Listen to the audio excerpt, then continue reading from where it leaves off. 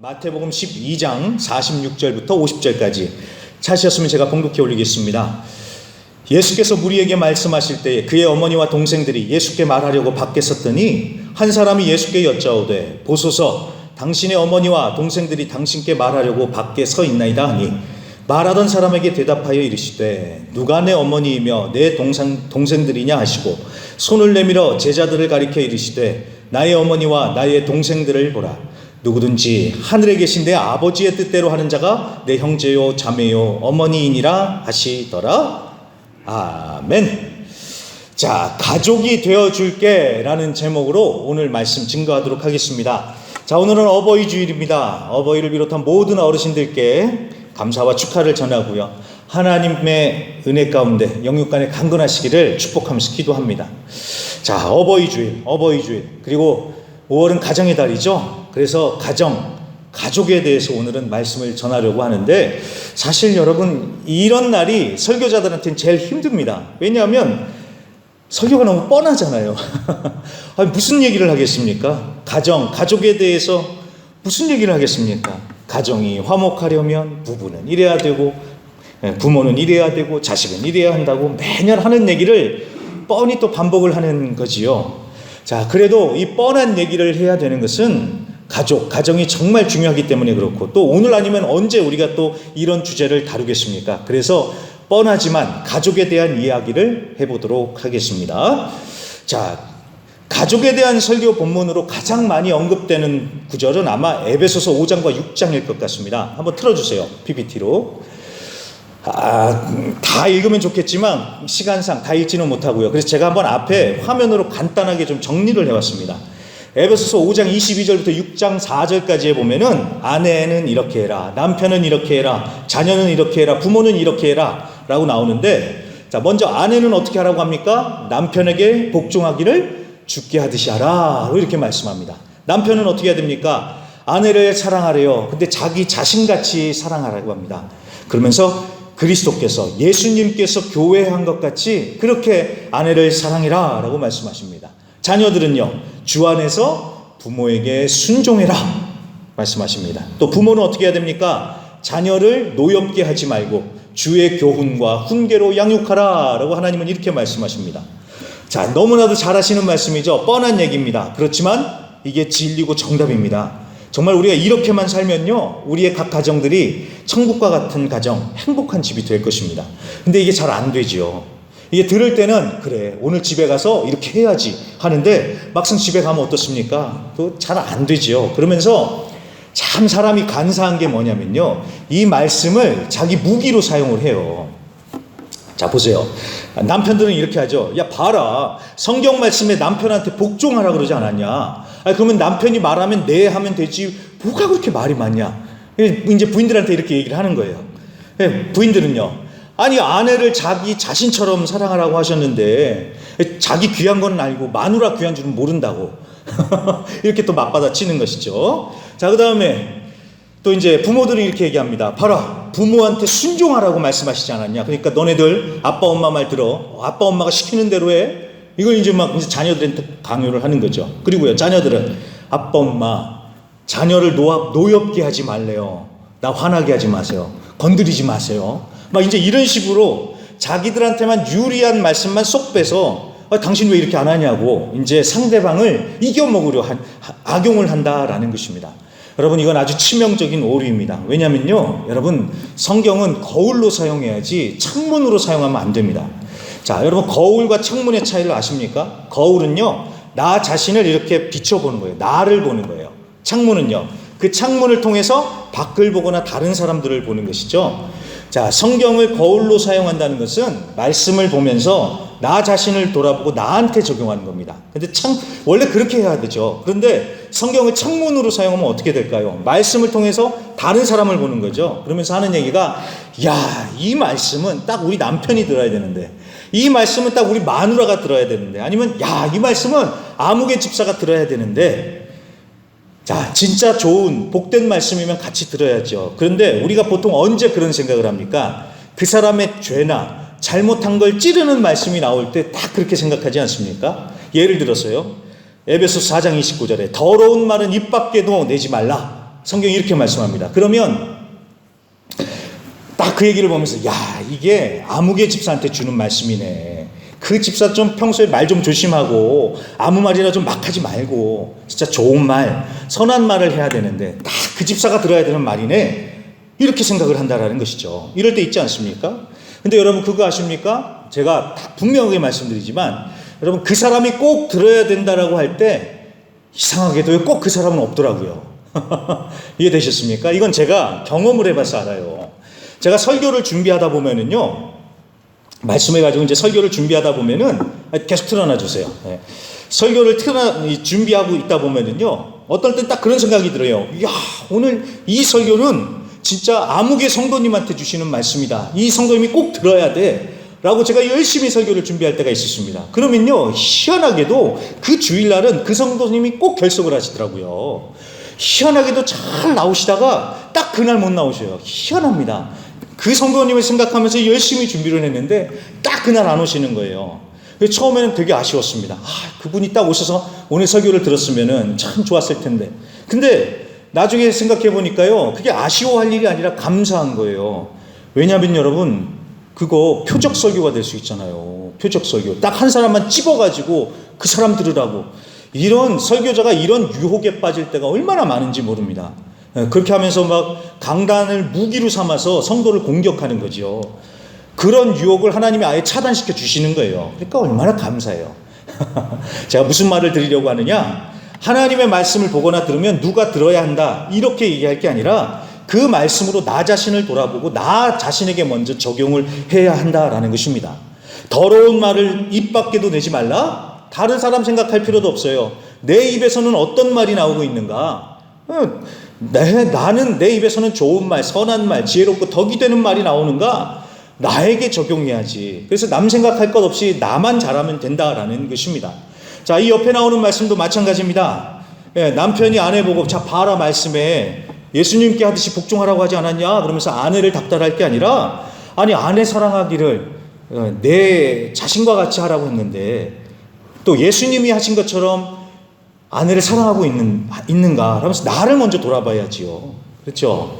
자, 그 다음에 우리 부모님은 짜증나게 맨날 잔소리만 하고 나 열받게 한다. 이렇게 할 게 아니라 아니, 나는 부모님께 순종하고 있는가? 나 자신을 먼저 생각해 봐야죠. 그리고 부모는요, 성경을 들이대면서 야 봐라 부모에게 순종하라 그랬잖아. 이렇게 막 강압적으로 자식들한테 자신의 뜻을 강요할 게 아니라 과연 나는 정말 자식들에게 주님의 교훈입니다. 내 생각이 아닌 주님의 교훈입니다. 주님의 교훈과 훈계로 양육하고 있는지 각자 자신부터 잘 생각을 해 봐야죠.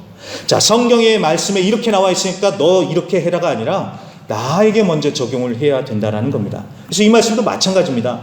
나는 어떻게 하고 있는지 각자 자신에게 적용을 먼저 해야 된다는 거예요. 근데 이게 쉽지가 않죠. 자, 오늘은 가족들하고 싸우지 말고 진짜 좋게 말로 잘해보자 라고 하는데도 딱 막상 마주치면 막 감정이 격해져요. 그래서 막 싸워요. 그러다 결국에 가서는 어떻게 그래요? 야 차라리 보지 말자. 안 보고 살자. 그게 더 마음이 편하다. 그리고 앞으로 더 이상 우리 말도 섞지 말고 그냥 너는 네 인생 사시고 나는 내 인생 살자. 이게 편하자. 여러분 이렇게까지 갈 경우가 얼마나 많습니까? 이게 너무 안타까운 거예요. 가족 간에 화목하게 정말 평안하게 잘 지내야 되는데 이건 뭐 가족이 아니라 왼수라고요. 남보다 더 못한 사이가 돼보니까 얼마나 안타깝냐라는 것입니다. 자, 그런데 여러분 이게 몇몇 사람만 그러는 게 아니라요, 우리 모두의 문제 아닌가라는 생각이 들었습니다. 저도 그렇습니다. 가족들이 참 쉽지가 않습니다. 그래서 저도 막 고민을 하는 거예요. 도대체 어떻게 해야 되나 어떻게 해야지 여기 나온 말씀대로 살면서 정말 가족이 천국과 같은 가족이 될 수 있을까 막 고민을 하는 겁니다. 그러다가 정말 큰 실수를 제가 하나를 발견을 했습니다. 정말 이거는 실수다라고 생각하는 게 뭐냐면 바로 예수님이에요. 예수님이 우리의 가족, 내 가족이라는 것을 잊어버렸다라는 것입니다. 우리의 가족에서 부인이 있고 아들들이 있고 내 가족이다라고 하는데 그 가족 리스트에서 예수님을 빼먹고 살더라는 것입니다. 자, 여러분 우리가 예수님을 믿는 순간부터 우리는 예수님과 가족, 식구가 됩니다. 예수님과 비즈니스 파트너, 기브앤테이크, 주고받고 하는 딱딱한 관계가 아니라 예수님과 가족, 식구가 됩니다. 예수님이 우리의 식구예요. 예수님이 우리의 가족이에요. 이건 정말 놀라운 일입니다. 하나님이신 예수님이 우리의 한 식구, 내 한 가족이 된다는 건 얼마나 대단한 일입니까? 예전에 영화가 한 장면이 기억이 났습니다. 찾아보니까 한 20년도 넘었더라고요. 그때 그 당시 한국에는 그 조폭 코미디 영화가 유행이었는데 이 영화도 그런 아류의 영화였습니다. 조폭 집안에 오빠 셋이 있는데 끔찍이도 사랑하는 막내 여동생 결혼시키려고 하는데 서울대 법대 나온 여자래요. 남자와 어떻게 해서든지 결혼을 시키려고 하는 그런 스토리였습니다. 그 영화의 제목이 무엇일까요? 바로 가문의 영광이었습니다. 가문의 영광. 서울대 법대 나온 사람이랑 식구가 되는 것만 해도 가문의 영광이라는 거예요. 그런데 하나님이신 예수님과 식구가 되는 것은 더할 나위 없는 영광 아니겠습니까? 예수님과 식구가 되는 거예요. 자, 오늘 본문은 바로 그 얘기입니다. 이제 오늘 본문을 좀 보세요. 자, 예수님께서 열심히 가르치고 계세요. 아주 바쁘세요. 그런데 어떤 사람이 와서 예수님, 선생님의 어머니와 동생들이 찾아왔습니다 라고 이렇게 얘기를 하는 겁니다. 자, 그러면 예수님이 당연하게 그러냐고 당장에 뛰쳐나가가지고 어머니 오셨습니까? 동생들 왔냐 하면서 이렇게 맞이할 줄 알았는데 예수님이 어떻게 반응을 하십니까? 누가 내 어머니와 동생들이냐고. 그러면서 제자들을 이렇게 쫙 가리키면서 내 어머니와 동생들을 봐라. 누구든지 하나님의 뜻, 하늘에 계신 내 아버지의 뜻대로 하는 자가 내 형제요 자매요 어머니라. 자, 누구든지 하나님의 뜻대로 하면 내 가족, 내 식구다. 이렇게 얘기를 하시는 겁니다. 자, 여러분 이 말씀이 어떻게 들리십니까? 이게 어떤 뉘앙스로 여러분 들리십니까? 저는요, 이 전까지는 이 본문을 보면서 예수님이 굉장히 화가 많이 나신 거라고 생각을 했어요. 왜 되게 대답도 까칠하게 하시는 것 같잖아요. 좋게 말하시지 않는 것 같다는 생각이 들었습니다. 왜냐하면 일단 문맥상 보면은요, 46절 이전의 말씀에 보면은 그 무슨 내용이 나오냐면은 예수님이 바리새인들과 충돌하는 장면이 나옵니다. 이 바리새인들이 그러는 거예요. 예수님이 바알세불을 힘입어서 귀신을 쫓아낸다는 말도 안 되는 얘기를 합니다. 그래서 예수님도 막 속이 막 부글부글 끓어오르셨나 봐요. 그래서 너희들 성령 해방죄다라고 언급하시면서 아주 강경하게 부딪히십니다. 자, 그리고 나서 이제 오늘 46절 본문으로 이어지는 거예요. 그러니까 제 입장에서 봤을 때는 예수님의 그 분노의 감정, 막 끓어오르는 감정이 계속 이어지는 것 같다는 생각이 드는 거예요. 그래서 예수님 화나셨나? 그럼 게다가 예수님이 말씀하시는 것도 보세요. 가족들이 왔는데 누가 내 가족이냐? 그러면서 하나님의 뜻대로 하는 사람이 내 가족이다. 뭐 이렇게 얘기하시는 걸 보니까 예수님 화나셨나? 왜 그러시나? 막 이런, 저는 예수님이 그렇게 보여졌던 것입니다. 그래서 충격을 받았죠. 자, 그런데 여러분, 제가 그때 화가 막 나 있어서 그랬나 봐요. 우리 좋으신 예수님이 그럴 분이 아니신데, 그렇죠? 자, 여러분 절대 오해하지 마십시오. 예수님께서 육신의 가족들을 무시하거나 부인하신 게 절대로 아닙니다. 이 가족들이 바빠 죽겠는데 왜 찾아와가지고 방해하냐? 여러분, 이거 아니에요. 예수님이 가족들을 모른 척 하시거나 가족들과 연을 끊으려 하시는 게 아닙니다. 이건 절대로 오해하시면 안 됩니다.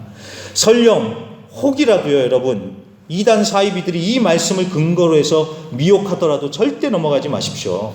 봐라, 하나님의 뜻, 진리를 따르는 자가 진짜 가족이라고 하지 않냐? 우리는 진리를 따르는 진짜 너의 가족이다. 사탄 마귀의 하수인인 육신의 가족들을 버리고 너 그 집에서 나와라. 이런 미혹 아닙니다. 절대 넘어가지 마십시오. 신천지가 실제로 그런데요. 너를 방해하는 부모는 뱀이다. 사탄이다. 사탄 마귀다. 그렇게 해서 학생 청년들을 이 집으로 나오게끔 그렇게 유도를 한다고 합니다. 그거 전혀 아닙니다. 집 나오라고 하는 사람들이 있으면 그거 이단 사입입니다. 분명하게 알아두세요. 여러분, 성경은 분명하게 말씀합니다. 자기 가족을 돌보지 아니하면 믿음을 배반하는 자요, 불신자보다 더 악한 자다. 성경은 분명히 말씀하십니다. 디모데전서 5장 8절입니다. 자기 가족이 예수를 믿든 안 믿든 자기 가족을 돌보지 않으면 불신자보다도 더 악한 자라고 분명히 성경은 말씀하십니다. 자, 성경은 이렇게 말씀하시는데 예수님이 육신의 가족을 부정하거나 가족관계를 끊으려 했다? 그건 아니죠. 자, 그리고 이 말씀을 가지고 하나님의 뜻대로 안 살면 너 호적에서 파버리겠다. 예수님께서 이런 협박하시는 것도 아닙니다. 여러분, 자꾸 예수님을 우리가 그렇게 나쁜 분으로 몰아가면 안 돼요. 예수님은 좋으신 분이십니다. 자, 그러면 오늘 이 말씀을 하시는 예수님의 마음이 무엇일까요? 설교 제목 다시 틀어주세요. PPT. 자, 오늘 예수님께서 이 말씀을 하시는 그 마음이 무엇일까요? 오늘 설교의 제목처럼 내가 너의 가족이 되어줄게, 이겁니다. 이거. 내가 너의 가족이 되어주겠다. 자, 여러분, 세상에서는 어떤 사람을 가족이라고 합니까? 혈연, 지연, 학연, 이걸로 가족이 되잖아요. 그걸로 식구가 되잖아요. 우리가 남이가 하면서. 그런 세상에서 학연도 없어요. 지연도 없어요. 혈연도 없어요. 얼마나 서럽고 외롭습니까? 그래서 예수님이 말씀하시는 거예요. 그런 거 상관없이 내가 너의 가족이 되어주겠다. 내가 너의 가족이 되어주겠다. 너 하나님 믿고 하나님 뜻대로 살려고 하냐? 그러면 너 내 가족이다. 내가 너의 가족이다. 예수님 지금 이 말씀하시는 거예요. 내가 너의 가족이다. 내가 너의 가족이 되어주겠다. 여러분, 이게 얼마나 감격스러운 얘기입니까? 예수님이 우리의 가족이 되어주겠다는 건데요. 순회선교단의 김용희 선교사님 얘기를 잠깐 해보겠습니다. 이분이요, 아버지, 어머니, 형제들로부터 뭔가 따뜻한 가정의 정을 느껴보지를 못하고 자랐대요. 아버지가 얼마나 개판이셨는지 그 가족들의 소원이 그거였대요. 저 아버지 언제 숨통 끊어지나, 아빠 빨리 죽어버렸으면 좋겠다. 가족들이 다 그렇게 생각하는 거예요. 자, 그런데 소원대로 중학교 때 아버지가 비명 행사를 했대요. 그냥 길에서 돌아가셨대요. 자, 그런 아버지와 함께 사느라고 어머니도 막 거칠어지셨는지요, 어머니도 자기 아들한테 좋은 소리 해준 적이 없대요. 맨날 욕이래요. 엄마가 기분 좋으면 연병할 놈. 아니, 이쁜 말 좀 하시지. 기분 좋으면 아들한테 연병할 놈. 기분이 나쁘면요, 화나면요, 육실할 놈. 여러분, 육실이 뭔지 아세요? 이게요, 육실을 한다, 사지를요 6토막을 내서 죽인다, 그 뜻입니다. 세상에, 아들한테 그렇게 말을 하는 어머니가 어디 있겠습니까? 물론 나중에 철이 들면은, 아이고 그때 우리 엄마가 많이 힘드셔서 그렇게 하셨구나, 철이 들면 이해를 하겠지만, 그 어린 나이에 어머니한테 욕만 듣고 살면 애가 어떤 마음이 생기겠습니까? 아무튼 그런 집에서 자라가지고 가족의 정이라는 걸 못 느끼고 자란 거예요. 그래서 그때부터 막 증오로 막 똘똘 뭉쳐서 살았다고 합니다. 그러다가 예수님을 만난 거예요.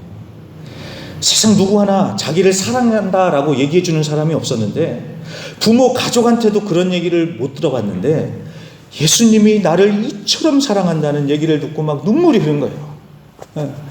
아버지도 어머니도 나한테 사랑한다는 얘기 안 해줘봤는데 예수님이 나를 사랑한다는 이 얘기를 듣고 막 마음이 열린 겁니다. 그리고 가족에게도 받아보지 못한 사랑을 느끼면서 이분이 그때부터 완전히 달라진 것입니다. 그렇습니다, 여러분. 가족이 있어도요, 가족의 정을 알지 못하는 사람에게 예수님은 찾아오셔서 사랑한다고 말씀하시면서 가족이 되어주십니다. 가족이 있어도 외롭고 가족이 없어도 외로운 자들에게 예수님이 가족이 되어주셔서 함께 하시더라는 것입니다. 예수님이 우리의 가족이십니다. 나에게 가족이 되어주셨습니다. 얼마나 감사합니까? 자, 그렇다면 우리가 이제 물어봐야 할 것은 이것이죠. 예수님은 나에게 가족이 되어주셨는데 나는 예수님을 가족으로 모시고 살고 있는가? 우리는 이걸 생각해 봐야 됩니다. 여러분, 예수님을 가족으로 모시면서 살고 있습니까? 아니면 예수님이랑 같이 살면 불편하니까 그냥 주일에 한번 보고 또 다음 주일에 만나고 그렇게 살고 계시지는 않습니까? 아니면 집으로 예수님 같이 가요 하면서 예수님 우리 집에 사세요 해도 예수님을 그냥 손님으로 모시고 살고 계시지는 않습니까? 여러분, 예수님이 손님이 아니라 주인으로 모시고 살 때 그때 역사가 일어납니다. 가족도 마찬가지입니다. 예수님이 우리 가족이라고 생각해 보세요. 예수님이 눈에 보이지는 않지만 우리 집에 예수님이 우리와 함께 하신다, 나와 함께 하신다, 그렇게 한번 생각해 보십시오. 그러면 가족들을 대하는 마음과 태도 달라질 수밖에 없죠. 자, PPT에 한번 이거 화면에 띄워주세요. 그 다음 이 액자 한 번쯤은 보셨을 겁니다. 거기에 뭐라고 쓰여 있냐면요, 그리스도는 이 집의 주인이시요 식사 때마다 보이지 않는 손님이시요 모든 대화에 말없이 듣는 이시라. 이 액자를 걸어놓는 집들이 종종 있을 겁니다. 자, 저는 이걸 보면서요, 식사 때마다 보이지 않는 손님이라고 하는 표현은 조금 마음에 안 듭니다. 하지만 뭐 내용은 이해를 하니까요. 아무튼 무슨 맥락에서 얘기하는지 이해는 됐지만, 근데 아무튼 보세요, 여러분. 식탁에 예수님이 같이 앉아 계신다고 생각해 보세요. 밥을 먹는데. 그다음 대화를 다 듣고 계신다고 생각을 해보세요. 그러면 가족들과 함께 밥 먹고 있는데 아무 말이나 할 수 있겠습니까? 그렇죠. 근데 여러분, 여기에는 만약이라고 얘기하지만 만약이 어디 있어요? 예수님은 이미 우리와 함께 하십니다. 이미 우리 각 가정에 함께 하시고요. 우리와 함께 하십니다. 우리가 집에 있을 때도 마찬가지입니다. 예수님은 우리와 함께 하시고 우리의 식탁에서 함께 식탁의 자리에 계시면서 다 우리와 함께 하십니다. 자, 어떻게 해야 됩니까? 그 예수님을 생각하고 예수님을 바라보면서 바라봐야죠. 그러면 여러분 가족을 대하는 것도 달라질 수밖에 없습니다. 제가 같이 있어도 우리 성도님들은 하시는 말씀이나 태도가 달라지더라고요. 근데 예수님이 같이 계시면 더 달라지고 조심하지 않겠습니까? 그래서요, 여러분, 우리가 가정을 생각할 때 다른 게 아니라 예수님이 내 가족이라는 것부터 시작하자는 거예요. 그래서 예수님이 내 가족이 되어주셨는데 나도 예수님을 가족으로 모시고 살아야겠다. 여러분, 이 결단을 하면서 살아가자는 겁니다. 그러면 기쁘고 행복한 것이고 우리 가정도 살아나지 않겠냐라는 것입니다. 그래서 예수님이 나의 가족이다. 예수님이 나와 함께 하신다. 예수님을 가족으로 모시고 살자라고 결단하시면서 살아가시는 가운데 정말 행복하고 행복한 가정이 되시기를 주님의 이름으로 간절히 축복하고 기도합니다.